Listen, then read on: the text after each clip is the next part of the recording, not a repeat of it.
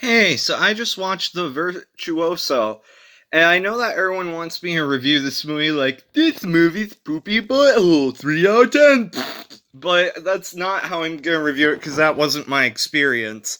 And I can't help whether I like something or I don't like something, and I can't give you criteria that sounds super professional as to why I like it. It's just because I do.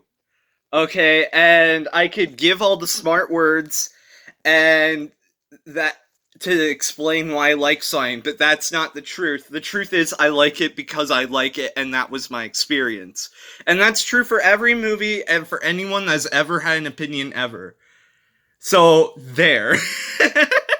And that could just be my review and I could be done with it. However, I'm going to go further than that and actually explain why I like this because doing a review like that would be terrible if I just left it like that. I should give reasons why I like this and at least try to explain my stance and give the best case I can for things I noticed that were good and explain why I understand why people didn't like this movie. So first off, the things that I like to explain my case. The movie felt unique in some areas, even though, yes, it is largely unoriginal in other places. One of the unique things about the movie that I really liked was the protagonist. I don't know if you would call it like a quirk or what, but the whole thing where they're constantly reminding themselves in the second person like everything is like a to-do list. That I haven't seen that done for like a Hitman type movie. It was interesting combining like Hitman Noir. That's an interesting combination of genres. I like the ending, which I'll try not to get into, but because of spoilers if you've not seen the movie. But my theory on the ending is that it's like a never-ending cycle type ending, but I'm not 100% sure on that. Uh, there's a lot of other things I liked about it. I just needed a moment to let that sit and to think. Uh, the ending did subvert my expectations. I realize now that Werewolves Within totally stole this movie's ending, and I know that this ending has been done way before this movie or Werewolves Within. It was why I found it so predictable with Werewolves Within. But and maybe I will have to go into spoilers when I get to the spoiler section. But I'll keep it spoiler free for now. I'll warn you before I get there. I guess I can go in any order going into the things that I remember thinking about the movie. To explain why people don't like the movie, yes, it totally wastes its talented cast. One of the main reasons why I wanted to see the movie was because the cast is so good. It's such a great lineup of actors, and they feel totally wasted here. The movie very much feels in the same league as Sass Red Notice, where it's so many great actors, and yet they don't feel very well utilized. And one of them is only in it for like 2 seconds, and then bye bye. And that actor here, while it was Tom Wilkinson and Sass, in this one it's Eddie Marsen. So hope you're not a big fan of him like I was and like Drat. Because that was how I felt about it. Tom Wilkinson in that movie too. Was I was like, man, he was part of the reason I wanted to see this, and he just go bye bye immediately. I thought that Eddie Marsen still had a chance of being in it more because of the situation. Okay, I'll go more into that in the spoiler section, I guess, later. Another thing that I liked about the movie, it kind of had an accountant feel to it, like the movie The Accountant, where the main character is very like socially awkward whenever he is in any like social situation. The movie was kind of hilarious, and I don't know if it's intentional or unintentional. I was questioning whether if it was intentional the first time I laughed. But then after I started laughing, like the second time onward, I was like, okay, I'm pretty sure that the humor is intentional and the movie's just very offbeat. Cause like it seems like this assassin like has no idea how to talk to people, and his mission just makes every single like encounter with people, like normal people, seem so awkward. So like every single time he has to dip out of a room right after he asks someone to do something for him, and them doing something for him ends up being completely pointless. It's great. Uh Yeah. There's a lot of like weird things like that that just work so well and just add like charm and personality. I wasn't sure how I felt about him being conflicted as like a sharpshooter hitman type guy at the beginning. The acting didn't quite sell it for me. Uh, Mostly because I feel like the lead might be slightly miscast. I totally believe him as like a bad guy assassin that like one of the type of goons that wouldn't have a conscience, but that doesn't add much depth, and this movie is trying to have more depth than that. But like his performance as being like the more conflicted, like kind of anti-hero type thing, it didn't really sell me on that half of it. uh there was a lot of character development in the movie though, for all of its characters though, so it definitely is like trying on all fields. It's not a good movie per se, but it's an extremely enjoyable movie. The pacing went by really fast. I found it very intriguing. The mystery kind of kept me on my toes. I did fall for the red what's the word? The red herring. Because I thought it was kind of a smart idea. Uh well, like the concept of the character being the bad guy was like a smart idea because of like world building wise. So like I kind of created in my head my own lore of why this would work, but because of that I kind of fell for the red herring until I got closer to the ending and realized he solved this a little too quickly, and then figured out the real ending like 5-10 minutes before it was revealed. But you know, whatever. I'll go more into that in the spoiler section, which I'm gonna be saying a lot. I just realized. Yeah, there was what else?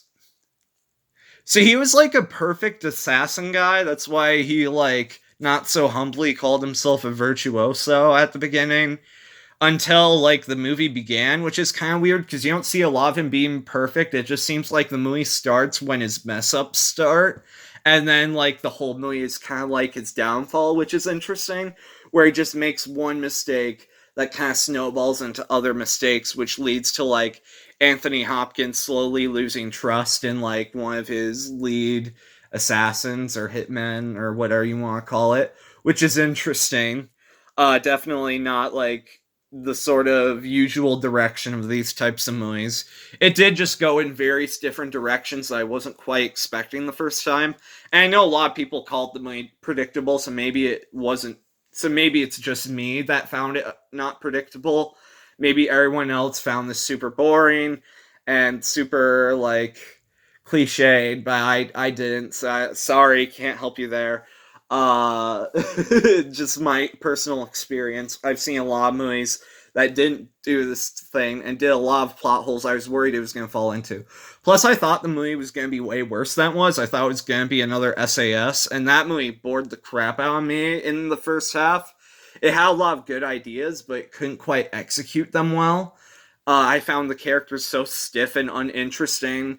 It was just the psychology and the action in the second half. That was the only reason why I even gave that movie a 5. Otherwise, it was 3 up until then. So I'm shocked that people really like SAS because that was not a good movie. Yeah. This is definitely by far the better movie in my opinion, and I'm shocked that people don't agree with me because it's I don't know, I can't fault it for much. There's so much it does right versus what it does wrong. Yes, I would have liked the cast to be better utilized, but there isn't much other than that I can complain about. I'm just impressed that it did the Werewolves Within twist ending better than the Werewolves Within twist ending because I saw that movie first. And that movie copied this movie technically because this movie came out first. So good for them because I was even considering this movie doing that twist ending, but the main character reassured me that that was not going to happen by basically checking everything I would have checked. And it dissuaded me of that option, so I looked through the other options, which is smart. That's what you want to do because it takes away the focus. Plus, the acting of the character that it ended up being like convinced me that it wasn't them. It didn't make it super obvious, like in Werewolves Within, where it's like, I'm clearly the bad guy type acting, where you want to you're on the edge of believability either way. You want to be like, I'm hinting that I'm the bad guy, but not I'm totally obviously the bad guy, and not I'm totally obviously a victim. You want to be like right in between. And this one kind of gauged that more correctly for me, where it could have gone either way, and I just wasn't sure. And it just seemed like the other targets were way more suspicious. Yeah. Yeah, there definitely could have been like better action, but you know. So yeah, I feel like if I'm pressured more by the reviews, by the bad reviews, I'd go 6 out of 10, where it's like an extremely enjoyable, fun movie, but not a good movie. That's like my 6 out of 10. Or if I want to be as honest as I could, I would give this like a 7 point something. I don't know, probably a 7 out of 10. Uh, because that's like teetering on being a good movie, but not quite. I think a 7 out of 10 is fair. That's my honest assessment. If I'm not considering like people won't like me if I give it a good score, if I'm like casting that aside and just being like, what did I really think about this? It probably honestly is like a 7. You know, I did just really enjoy it. Like I can't help that I did. I just did. I found it very engaging. There weren't many parts that were slow. I was just very much in it, like really focused on what was going on, and I wasn't ever distracted from the real world while watching it. I was fully engaged the entire time, and that's all you can ask for. And I was very entertained literally the entire time. So you know, I guess I'll go into the spoilers section now. If you've not seen the Virtuoso, or if you do not care about spoilers, I'm gonna go into spoilers now. So this is for the people that, yeah. All right. So starting at beginning spoilers, uh, movie's violenter than I was expecting. uh, what the opening kind of reminded me, gave me like James Bond but R-rated vibes. Like when I started out the movie, the whole like, first off, the main guy looks like Pierce Brosnan a bit to me, which I mean, I did kind of watch False Positive recently, so maybe that's why I have it on the brain. But also like the whole like monotone monologuing thing. That reminded me of American Psycho. The whole like, I'm unwrapping my face. I am putting on Jason Bateman. I mean, what's that his name? Patrick Bateman. There we go. Uh, and during that monologue, like, and he's doing the, it kind of felt like a spy movie during that opening scene, which I think is part of why only like more gritty. I guess that's why it gave me strong like 007 vibes, is all that combined. But yeah, that opening kill was like the most violent part of the movie. I think it was way bloodier than I was expecting. It was very brutal. Yeah. The what next? What's the next thing I want to address? I'm trying to go chronologically. Uh the oopsie daisy at towards the beginning of the movie where he accidentally sets the truck over to like exploding the woman. I'm not sure if he hit the kid, but I thought he was gonna. So I was like, I swear, is he gonna shoot the kid or something? And then the van hit the mom, and I was like, and then the mom became on fire, and the kid was like, oh no, ah! And I was like, was I right? And then even after the scene, every time they cut back to it, I was like looking so closely, and I was like, where's the kid? Was I right? I'm really wanting to know if I'm right. Not even concerned for the kid character's safety, just like a really dark, like, I really want to be right about this type of deal. Just like a sadistic sort of like, I really want to see if I predicted this. uh Yeah, after that, the beginning of the mission happens, and then finally all of the main characters flood in of like the celebrities, and then it's like, yay, all the people I've been wanting to watch this movie for. Uh Also, this was the same year that Anthony Hopkins got an Oscar for The Father, so that's interesting. Uh yeah, so then people start flooding in like what's her name? The woman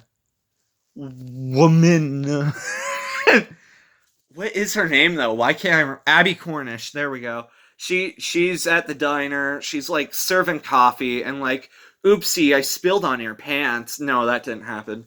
And you got uh my boy, I said his name earlier. I'm very bad at remembering things in case you don't know. This is an actual thing about me. Uh His name sounds like the other celebrity too, just with one letter different. Oh, Eddie Marsen. It sounds like Eddie Marsden. That's why I get confused all the time. So he's there being all sus, and you're like, it's not him because the assassin pointed out that he was the sus one. Also, they made an Among Us reference. I swear they made an Among Us reference. The movie came out in 2021, so you can't say that they didn't. Because towards the end of the movie, when he was like, "The imposter is over there," and I was like, "Da da da da da." Anyways, back to where we were at earlier. Also over there is like the weird dude from all the movies. I forget the actor's name, but we're just gonna call him Weird Dude because I know him as the weird dude in all the movies. Uh, and then you got David Morse, or as I like to call him, David Remorseful, because he's the sad one in all of the sad movies. I mean, he literally says remorse a lot in The Crossing Guard because he likes saying his name. He's also in other sad movies like The Green Mile, Dancer in the Dark, and what are the other big sads? I'm trying to remember, but he's probably in them. I wouldn't be surprised if he was secretly in like Requiem for a Dream or Schindler's List or like Life is Beautiful, the one where the dad dies. I don't remember. I don't know. Sorry, spoilers. Oh no. Uh I did say this was the spoiler section. uh so anyways, like they do the he's like, I better go back to this motel. And at the motel, he's like, yo, can I like awkwardly get like more coffee? And then the guy's like, sure, I'll make you more coffee. And then he just ducks out the back and just like drives the tiniest bit forward. And then the guy comes back and he's like, but I thought you wanted coffee. Why did you order coffee if you weren't gonna stick around? There were so many dialogue exchanges which were just comedically like perfect. I'm trying to remember what they all were. But like there was the scene where he was like, all right, now I'm gonna do the Hitman video game moment where I'm gonna like make the man's coffee get poisoned basically, so that way it gives me all the information. I'm like, no, don't do it because he doesn't have the information.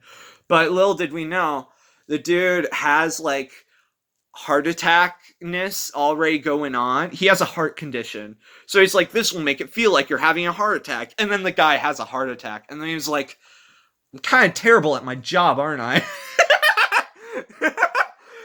So because he had a heart attack, I wasn't 100% confirmed that that dude was dead. That was the reason why Eddie Marsen was in it for like a split second before dying. Because but I wasn't convinced that he was dead even after he was dead because I was like, that's not the most surefire way to be confirmed dead. Is like, oops, I had a heart attack, and not even like a convincing heart attack, just like a, oh, off screen I flopped over.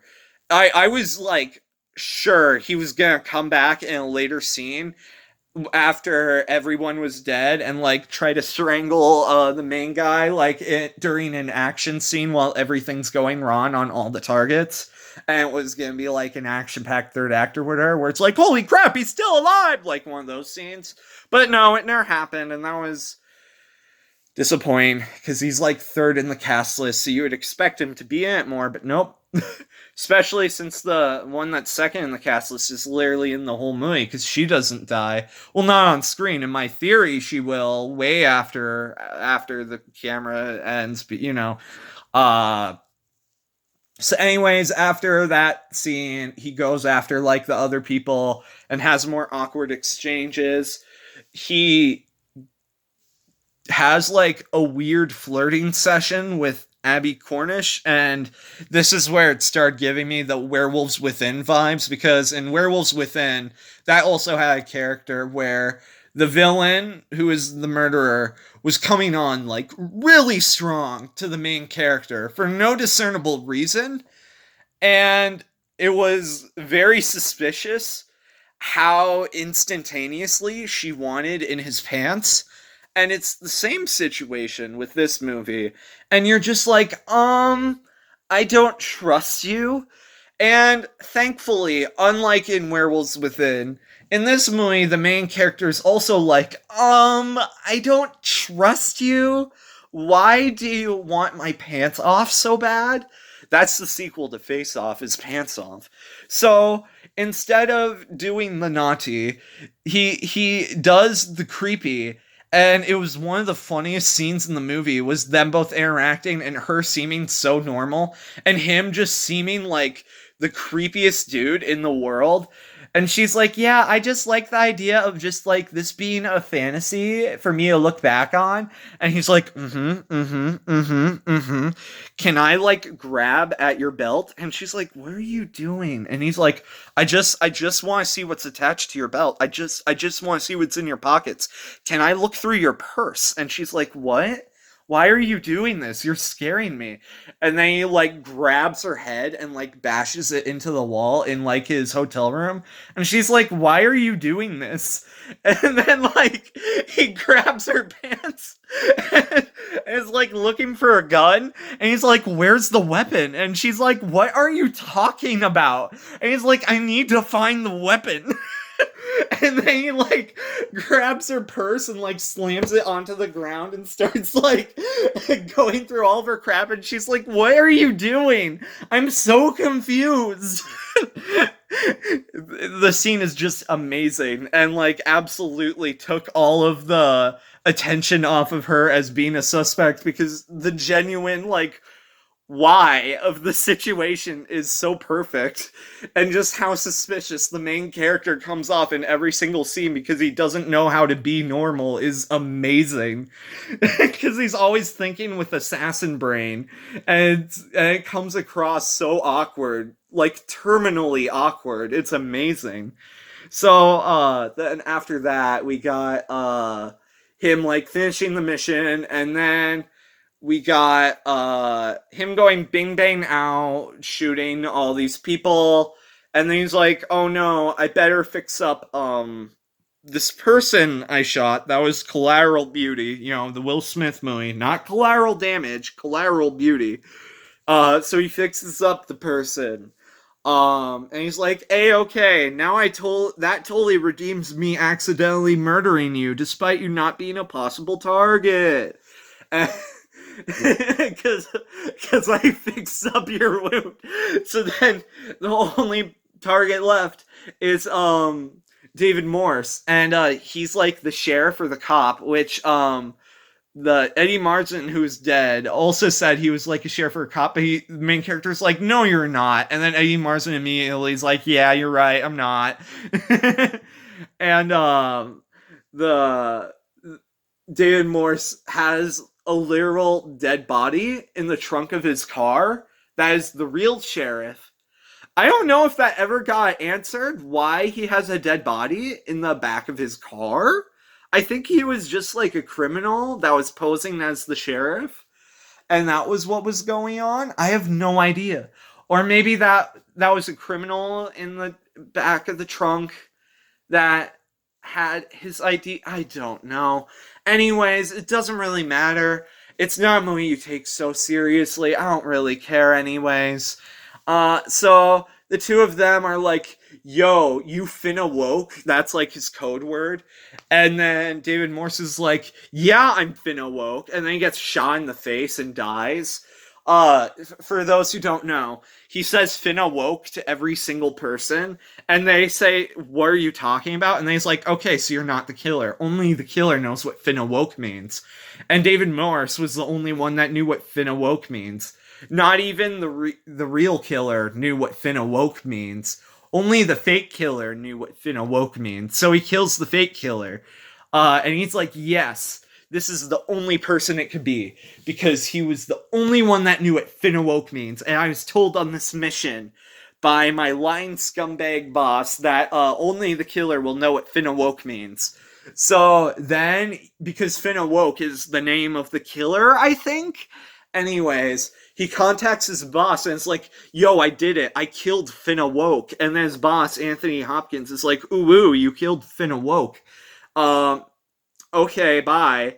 Oh wait, no. The funniest line of the movie happens where he's like, "I'm kind of traumatized," says the main character, and then Anthony Hopkins says, literally like, "Yep, sorry about that," and then immediately hangs up on him. It's amazing. The delivery is so deadpan, and like so like I don't know, but like the perfect like comedic timing of it is amazing.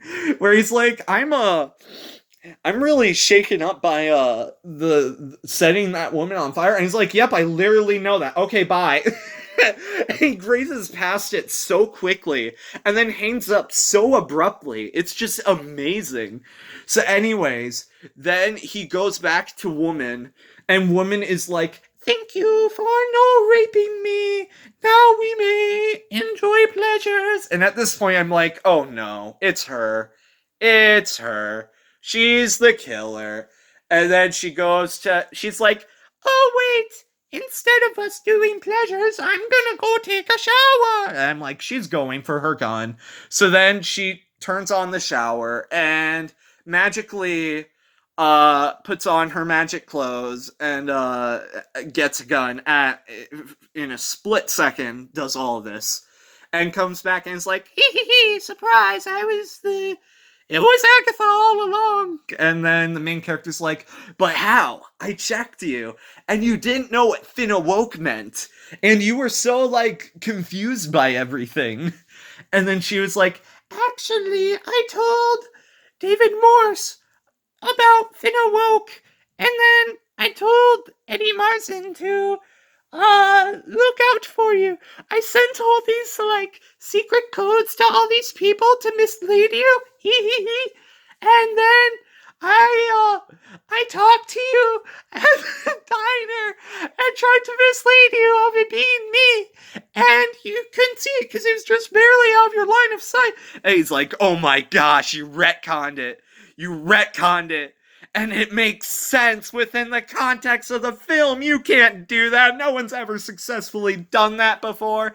And it's like, yeah, okay, it does make sense. And it actually did trick me up until before she was like, "I want you to make love to me." And then it's like, nope, it's her, it's her, it's her. So then, like, she goes, "I want to kill you now." And he was like, "You can't though, because I took out all of your bullets." And then he goes, "Yeah, so the choice is yours to either hit me in the head with your gun or just like leave because now I've instilled like a heart within you."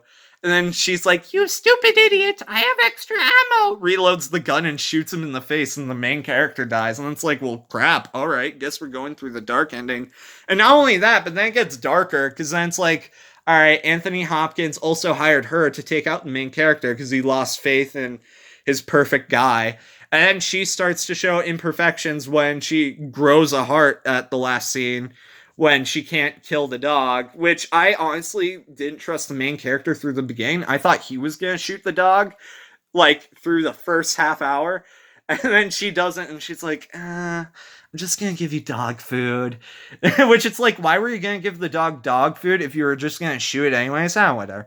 So I think the last scene was saying that she was going through the same thing that the main character was going through at the beginning of the movie. So now she repeats the cycle of like her imperfections are showing.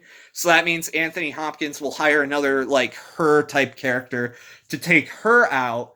And the loop just keeps going of like that new replacement her then shows his flaws, and then gets executed by the replacement of him, and then it goes on for like forever. Because a lot of movies always like to end that way, where it's like a forever loop, where it's like fully contained that way.